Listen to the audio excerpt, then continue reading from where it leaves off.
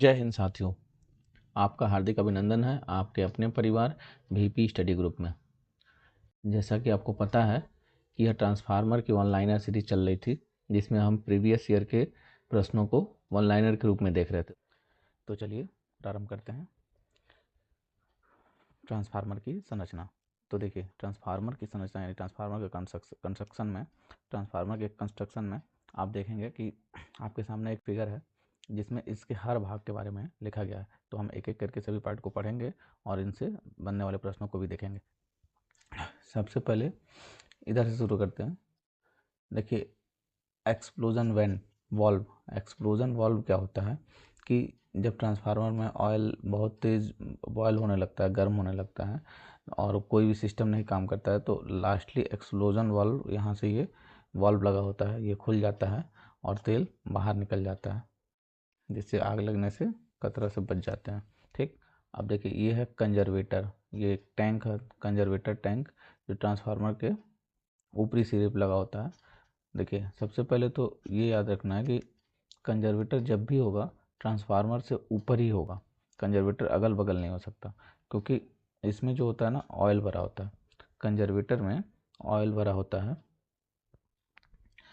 जिसको हम हिंदी में संरक्षक भी कहते हैं। क्या कहते हैं? संरक्षक। अब देखिए, नाम से भी स्पष्ट है, संरक्षक यानी कुछ अच्छा ही करता होगा। तो देखिए, ये सबसे पहले तो ये बॉडी आप देख रहे हैं कंजर्वेटर की, ये जो मृदु इस्पात का यानी लोहे का बना हुआ एक टैंक कंटेनर टाइप का होता है, मृदु लोहे का चादर का बना हुआ एक छोटा सा बेलनाकार ऑयल टैंक होता है। ये, इसमें ऑयल भरा होता है, ऑयल टैंक होता है, भरा नहीं होता है, ये आधा ही रहता है इसमें ऑयल, जो मुख्य रूप से मेन टैंक से ऊपर ही लगा रहता है। जैसे ये मेन टैंक है आपका, ये देखिए, ये यहाँ से ये ट्रांसफार्मर का ये मेन टैंक है, ये नीचे वाला हिस्सा, इसके ऊपर ही ये लगा होता है। ठीक, ये करता क्या है कि जो मेन टैंक है इसमें जो तेल का स्तर को बनाए रखता है, यानी कि जब तेल कम होगा तो ऊपर से इस वॉल्व की सहायता से तेल इसमें अंदर जाएगा, और जब तेल इसमें बॉयल अधिक होगा तो ये फिर इसमें ऊपर आएगा। देखिए, यहीं पे एक गेज भी लगा होता है, यहाँ पे ध्यान दीजिएगा, यहाँ पे देखिए एक ऑयल गेज लगा होता है। ठीक, ऑयल गेज को भी समझ लेते हैं इसी के साथ साथ। ऑयल गेज क्या करता है कि जब टैंक में तेल की कमी हो जाती है तो उस समय इसके साथ लगा हुआ अलार्म, ऑयल गेज के साथ एक अलार्म लगा होता है। जब इसमें तेल की कमी होती है ना, तो ये अलार्म बजने लगता है। नॉर्मली ऑयल गेज का तापमान जो होता है 85 डिग्री सेल्सियस के आसपास, अगर 85 डिग्री सेल्सियस तापमान होता है तो अलार्म देता है, तथा 90 डिग्री सेल्सियस तक परपथ को, सर्किट को अलग कर देता है। 85 डिग्री सेल्सियस तापमान तक ये अलार्म बजता है इसका। अगर टेम्परेचर इसमें गेज में, ऑयल गेज में टेम्परेचर और बढ़ता जा रहा है तो ये क्या करता है कि परिपथ को मुख्य परिपथ से अलग कर देता है, मतलब कट कर देता है, जिससे कि ट्रांसफार्मर सुरक्षित बच जाए। देखिए, ये हो गया ऑयल गेज के बारे में, कंजर्वेटर के बारे में। देखिए, कंजर्वेटर का एक मुख्य कार्य ये भी है कि जब मेन टैंक में तेल कम हो जाता है ना, तो उस समय संरक्षक, यही कंजर्वेटर ही तेल की आपूर्ति को पूरा करता है। ठीक, ये वॉल्व की सहायता से इसमें ये तेल जाता है। ठीक, दूसरा ये प्रेशर रिलीज वॉल्व। देखिए यहाँ पे यही कंजर्वेटर और मेन टैंक के बीच में लगा होता है pressure release valve. Pressure release valve के ही इसी इसी वॉल्व के पास ही बुखोज रिले भी लगा होता है। बुखोज रिले, बुखोज रिले के बारे में अभी हम लोग आगे पढ़ेंगे। ठीक है, यहाँ बुशिंग, ये बुशिंग है, यहाँ पे ये बुशिंग है। अब बुशिंग क्या होता है? देखिए, ये पोर्सिलिन का बना हुआ होता है। इसके ये जो आप सिरा देख रहे हैं ना, ये वाला जहाँ मेरा पेन चल रहा है, ये ध्यान दीजिए, ये कॉपर का बना होता है। ठीक ना, ये कॉपर का ये बुशिंग के अंदर से, जैसे ये मान लीजिए यहाँ पे देखिए, ये मान लीजिए ये बुशिंग है आपका। ठीक, और इसमें ये कॉपर का ये आपकी बुशिंग हो गई, ऐसे समझिए। ठीक, तो ये कॉपर की डंडी इसमें से निकली रहती है, जिसमें से हम इस प्रकार की कुछ संरचना होती है और यहाँ तार बनाते हैं। कॉपर की बुशिंग होती है। ये ब्रीदर, सिल्का जेल,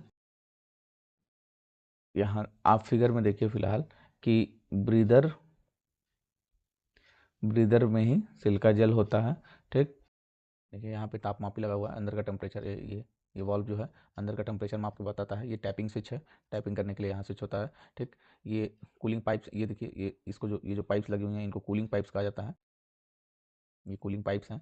ठीक, ये ऑयल आउटलेट ड्रेन कॉर्क है, जैसे कि इसमें टैंक में जो तेल होता है उसको बाहर निकालने के लिए, या तेल जब चेंज किया जाता है तो बाहर निकालने के लिए यही आउटलेट वाल्व काम आता है। ठीक, ये अर्थिंग की गई है। हमने यहाँ पे एक एक करके छोटी छोटी चीज़ों को देख लिया है। अब एक एक करके हम आगे चलते हैं और फिगर के ही क्रम में देखेंगे कि कौन कौन सा पार्ट का क्या क्या यूज़ है और इनकी क्या क्या उपयोगिता है और इनसे क्या क्या प्रश्न बनते हैं। सबसे आवश्यक चीज़ है कि इन हिस्सों से परीक्षा में क्या क्या प्रश्न बनते हैं। ठीक है, देखिए यहाँ पे जो बुशिंग है इसी की मैं बात कर रहा था। यही जो होता है कॉपर का होता है, कॉपर का। ठीक, और ये जो होता है ये पोर्सिलिन का बना हुआ पार्ट है। ये देखिए हाई वोल्टेज बुशिंग, ये हाई वोल्टेज बुशिंग को थोड़ा सा ऊपर करके दिखाया जाता है, लो वोल्टेज बुशिंग थोड़ा नीचे होता है। ठीक, ये एक्सप्लोजन वेंट है। ये कंजर्वेटर टैंक, यहाँ इसको ऐसे दिखाया गया है।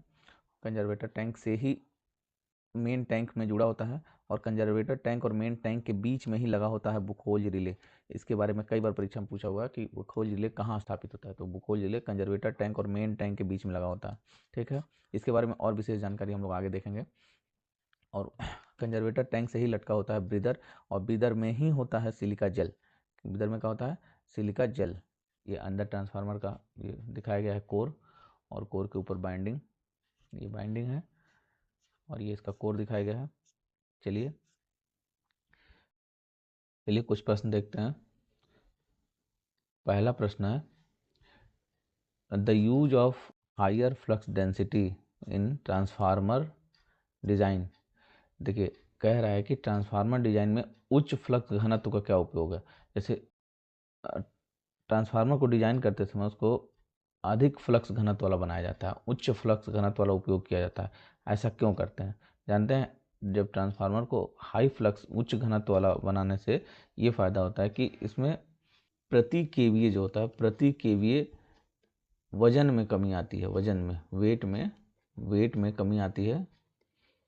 किसमें, ट्रांसफार्मर के वेट में कमी आती है पर केवीए। ठीक, इसीलिए इसको हम उच्च घनत्व वाला बनाते हैं। मतलब जितना हाई फ्लक्स घनत्व होगा उतना केवीए में उसके वेट में, भार में कमी आती है, कमी आएगी। इसके लिए हम क्या करते हैं, इसको उच्च घनत्व वाला ही बनाते हैं। अगला सवाल देखते हैं। देखिए ट्रांसफार्मर के इंटीरियर को बनाने के लिए आयताकार फ्रेम लेमिनेशन का निर्माण किया जाता है, जिसे जॉइंट पर हाई रिलेक्टेंस से बचने के लिए एल आकार की स्ट्रिप को काटा जाता है। अब एल आकार का किस में था आपको याद करिए। देखिए हमने पिछले वीडियो में पढ़ा था, एक होता है कोर टाइप, एक होता है सेल टाइप, एक होता है बैरी टाइप। इन्हें हमने देखा था। तो इसमें एल आकार का किस में था पट्टी, इसमें थी एल आकार की। इसमें आई और ई आकार का था, इसमें यू ई और आई आकार का था। तो एल आकार का किस में था पट्टी, कोर टाइप में। तो देखिए कोर टाइप ट्रांसफार्मर में ये दिया हुआ है और ऐसा होता है, ऐसी पट्टियाँ होती हैं ऐसे। इसके ये अलग अलग परतें होती हैं इसकी, ये अलग अलग परतें होती हैं।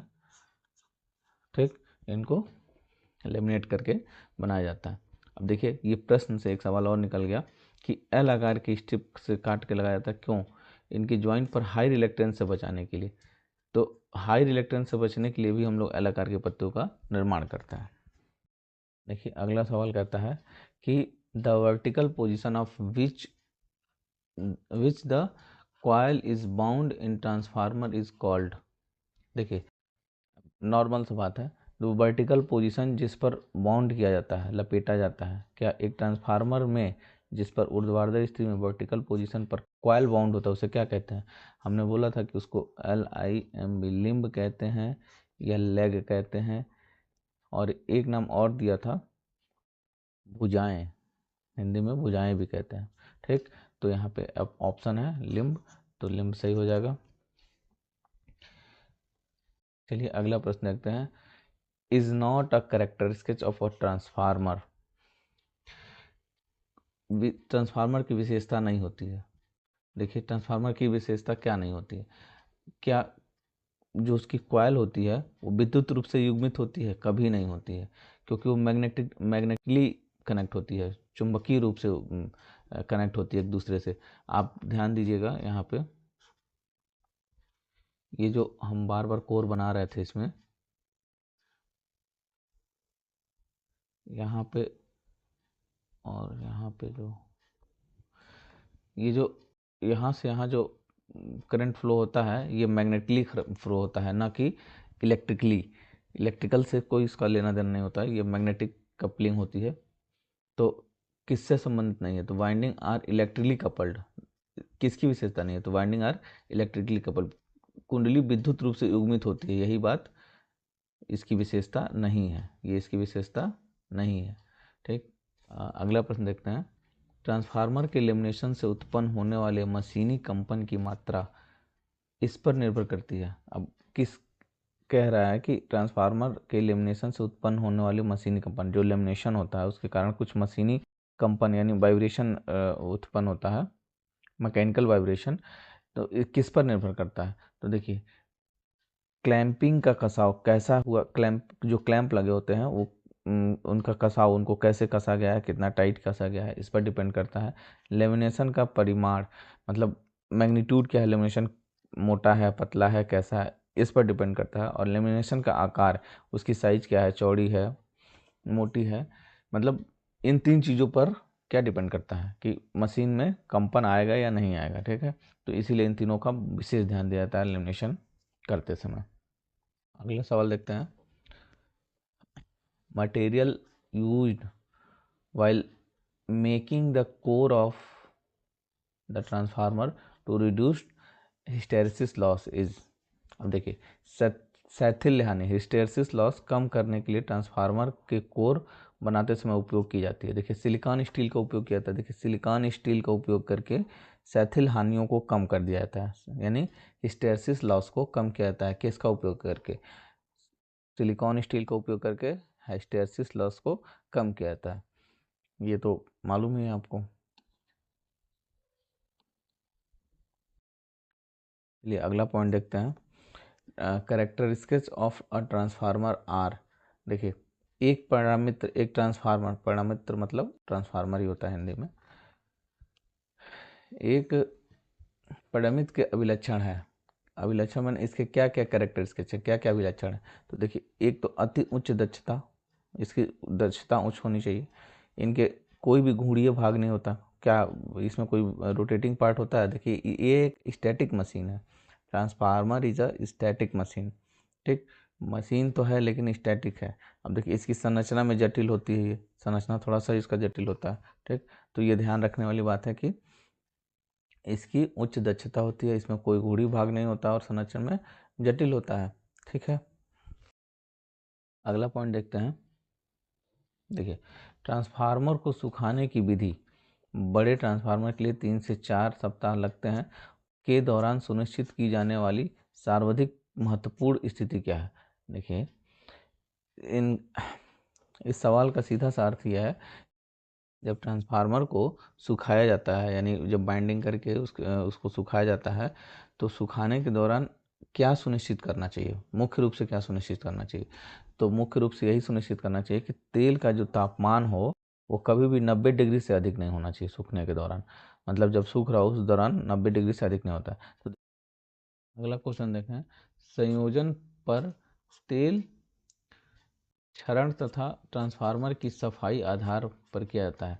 सिंपल सा मतलब है कि तेल का संचरण यानी leakage eight joint and cleaning of transformer यानी ऑयल टैंक का क्लीनिंग कितने वर्ष पर करना चाहिए, मतलब कब, क्या आधार वर्ष है, आधार वर्ष क्या है, तो वार्षिक यानी साल भर में एक बार तो होना ही चाहिए। ठीक, अगला सवाल है कि फेराइट कोर का उपयोग उच्च आवृत्ति ट्रांसफार्मर में किया जाता है क्योंकि इसके पास,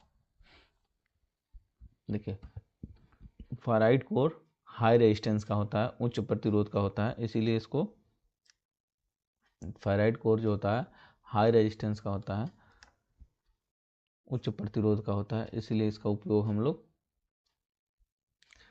हाई फ्रीक्वेंसी ट्रांसफार्मर में करते हैं।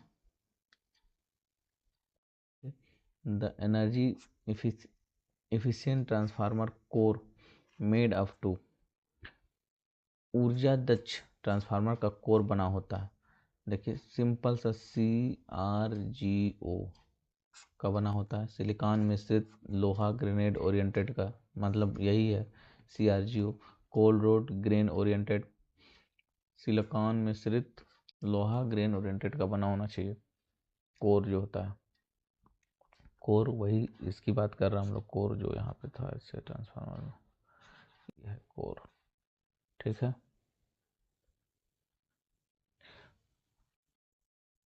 अगला पॉइंट देखते हैं, the cold rolled grain oriented steel. देखिए इसका फुल फॉर्म यहाँ लिख दिया गया, cold rolled grain oriented has permeability in the direction of the grain orientation. देखिए cold rolled grain orientation steel में ग्रेन ओरिएंटेशन की दिशा अधिकतम पारगम्य होती है। क्या होती है? अधिकतम पारगम्य। अधिकतम पारगम्य का मतलब क्या होता है कि अधिक से अधिक फ्लक्स का पार हो जाना। तो जो CRGO मटेरियल है इससे से अधिक फ्लक्स पार हो जाएंगे, तो ये अच्छी चीज़ है। इसीलिए यहाँ पे देखिए सवाल पूछ रहा है कि cold rolled grain oriented steel में ग्रेन ओरिएंटेशन की दिशा में क्या होता है, पारगम्यता कैसी होती है? तो अधिक पारगम्यता होती है। तो ये है अधिक पारगम्यता। तो अगला सवाल है, कोर प्रकार के ट्रांसफार्मर, कोर टाइप के ट्रांसफार्मर के साथ लिम्बो को स्टेप्ड कर दिया जाता है। क्यों कर दिया जाता है भाई?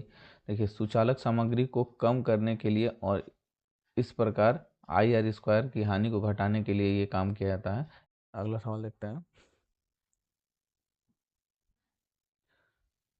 The purpose of providing iron core in the step up transformer. देखिए स्टेप अप ट्रांसफार्मर में लौह क्रूड प्रदान करने का उद्देश्य क्या है? तो चुंबकीय धारा के प्रवाह को, परिणाम को कम करना, मैग्नीट्यूड को, the to decrease the magnitude of magnetising current. Magnetising current के प्रवाह धारा को कम करने के लिए क्रूड का उपयोग किया जाता है, लौह क्रूड का उपयोग किया जाता है। ठीक है, अगला देखते हैं, harmonics in any transformer are generated due to factor of. देखिए एक ट्रांसफार्मर में हार्मोनिक्स उत्पन्न होने का मुख्य कारण क्या होता है? जब कोर सेचुरेट हो जाता है ना, सिंपल सा एक आंसर होता है, के ही कारण कोर सेचुरेशन के ही कारण ट्रांसफार्मर में हार्मोनिक्स उत्पन्न होता है। तो कोर सेचुरेशन के कारण हार्मोनिक्स उत्पन्न हो जाता है, सिंपल एक लाइन की बात है। अगला सवाल देखते हैं, देखिए in case of core type transformer, देखिए in case of core type transformer winding is done near to core. देखिए हम अभी पिछले वीडियो में भी हम बताए थे कि जो ये यहाँ मैं बना रहा हूँ फिगर, देखिए ये जो बाइंडिंग हुई थी उसमें ऐसे, तो जो कोर के पास थी वो लो वोल्टेज वाइंडिंग थी, लो वोल्टेज वाइंडिंग थी। वही पूछ रहा है, इन case of core type transformer winding is done near the core. Near के, कोर के करीब कौन सी वाइंडिंग होती है? तो लो वोल्टेज वाइंडिंग होती है, लो वोल्टेज कम वोल्टेज वाली वाइंडिंग होती है। देखिए आंसर में लो वोल्टेज वाइंडिंग। ठीक, the core of the transformer is made of, transformer का कोर बना होता है लेमिनेटेड शीथ। लेमिनेट हम पहले शुरू से ही बोलते आ रहे हैं कि शीथ को लेमिनेटेड करके बनाया, लेमिनेटेड शीथ के का बना होता है कोर, ट्रांसफार्मर का कोर। अगला, stepped core are used in transformer is order to reduce. देखिए स्टेप्ड कोर यूज करने से तांबे के आयतन में कमी आती है। देखिए ट्रांसफार्मर को स्टेप्ड कोर का उपयोग तांबे के आयतन को कम करने के लिए किया जाता है। यहाँ आ गया, तांबे के आयतन को कम करने के लिए स्टेप्ड कोर का उपयोग किया जाता है। अगला सवाल, स्पाइरल कोर। देखिए हमने बताया था कि स्पाइरल कोर ट्रांसफार्मर जिसमें कोर स्टील स्ट्रिप के से बना होता है, इसका लाभ क्या है? देखिए स्पाइरल कोर ट्रांसफार्मर का जो स्पाइरल कोर होता है स्टील स्ट्रिप का यही लाभ है कि न्यूनतम हानि, हल्का निर्माण मतलब भार में कमी होती है, और निम्न भार, ये तीनों लाभ हैं इसके। अगला सवाल देखते हैं, सामान्यतः ट्रांसफार्मर की डिजाइन हेतु वातावरणीय तापमान कितना लिया जाता है? 45 डिग्री मान के चलते हैं वातावरणीय तापमान। अगला सवाल देखते हैं, the arrangement of binding in a core type single phase transformer is. देखिए सिंगल फेज ट्रांसफार्मर में कोर की बाइंडिंग कैसी होती है? तो हम शुरू से ही बताते आ रहे हैं, एक बार फिर से दिखाते हैं आपको फिगर में। देखिए यहाँ पे जो, ध्यान से देखिएगा, जो कोर के पास जो वाइंडिंग है, जो कोर के पास वाइंडिंग है वो लो वोल्टेज वाइंडिंग है, लो वोल्टेज। और जो कोर से दूर है वो हाई वोल्टेज वाइंडिंग है। देखिए कोर से दूर है ये वाली वाइंडिंग, तो ये हाई वोल्टेज वाइंडिंग है, हाई वोल्टेज। ठीक, देखिए एक कोर के एकल कलर ट्रांसफार्मर कुंडलन की व्यवस्था, प्रत्येक कोर लिंब पर आधा एलवी यानी लो वोल्टेज अंदर की तरफ और आधा हाई वोल्टेज बाहर की तरफ। लो वोल्टेज हमेशा अंदर की तरफ होता है लिंब के पास, और हाई वोल्टेज हमेशा बाहर की तरफ होता है। नेक्स्ट सवाल देखते हैं। कोर प्रकार के पावर ट्रांसफार्मर जो होते हैं के लिए प्राथमिक और द्वितीयक दोनों कुंडलनों में वृत्ताकार कुंडलन भाग होता है, मैंने सर्कुलर कुंडलन कहता है, सर्कुलर कॉइल सेक्शन होते हैं इसमें। ये इस प्रकार यह ऐसा किस लिए होता है? इस प्रकार यह सबसे मजबूत यांत्रिक आकार प्रदान करते हैं। सर्कुलर होने से मजबूती ज़्यादा बढ़ जाती है, इसीलिए यह इस प्रकार के बने होते हैं। इस वीडियो में इतना ही रखते हैं, फिर मिलते हैं अगली वीडियो में ट्रांसफार्मर की संरचना से कुछ और बिंदुओं को लेकर। अपना ख्याल रखिए, अच्छे से रहिए और पढ़ते रहिए। आप सभी का धन्यवाद। जय हिंद, जय भारत।